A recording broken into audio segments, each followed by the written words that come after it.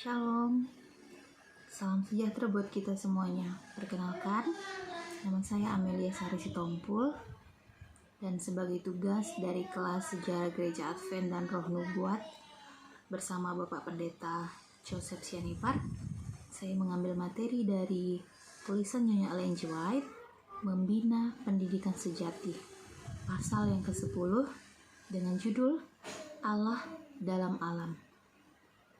Di segala benda ciptaan Tuhan, terlihat kesan ilahi. Alam memberikan kesaksian tentang Allah. Bukan oleh tenaganya yang ada pada bumi ini, bumi menghasilkan kekayaannya. Dan tahun demi tahun, terus-menerus bergerak di seputar matahari. Tetapi oleh tangan yang tidak kelihatan, menuntun planet dalam perjalanannya di angkasa raya. Dan masih banyak lagi hal-hal lain yang penuh rahasia yang mengisi segenap alam. Kuasa yang sama yang menopang alam juga bekerja dalam manusia, mengendalikan kehidupan umat manusia, menguasai kegiatan jantung, mengatur aliran hidup kepada tubuh, dan yang berkuasa atas jiwa. Melanggar hukumnya secara fisik, mental, atau moral berarti menempatkan diri seseorang di luar keserasian dengan alam semesta. Berarti memasukkan perselisihan, anarki, dan juga kehancuran.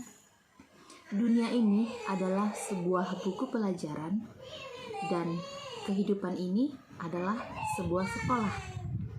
Persatuan manusia dengan alam dan dengan Allah tidak akan gagal menanamkan kesan yang baik dalam pikiran dan membentuk tabiat yang baik. Ini adalah pelajaran yang perlu dipelajari anak-anak kita. Bagi anak yang kecil yang belum sanggup untuk belajar di dalam ruang kelas, alam memberikan sumber pengajaran dan kegembiraan yang tidak akan gagal. Bagi mereka yang sudah lanjut usia, pengajaran alam tidak kurang menjadi sumber kesenangan. Saat penghuni Eden belajar dari lembaran alam, saat Musa melihat tulisan tangan Allah, dan ketika Yesus masih anak-anak bermain di lembah-lembah Nazaret.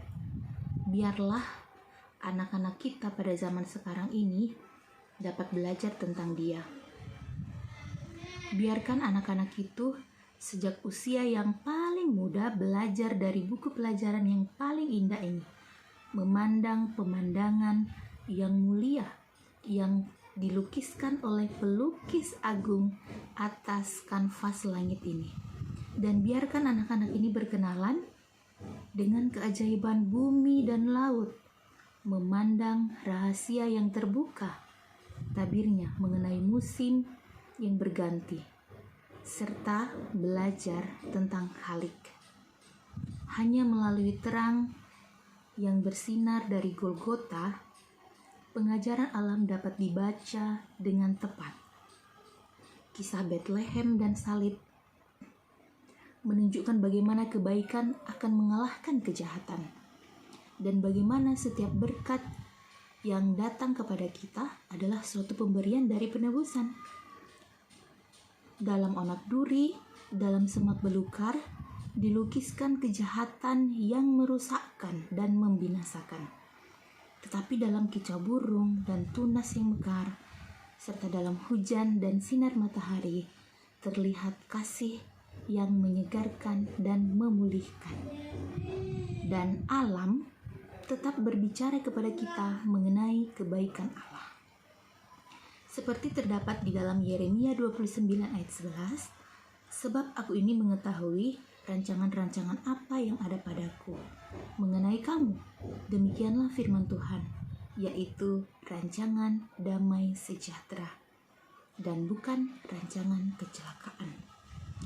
Nah, saudaraku, inilah pekabaran yang dalam terang salib dapat dibaca atas seluruh permukaan alam. Seperti langit menceritakan kemuliaannya dan bumi menceritakan kekayaannya. Demikian yang dapat saya sampaikan, kiranya dapat menjadi berkat dan juga kita bisa menjadi terberkati. Dalam nama Yesus, amin.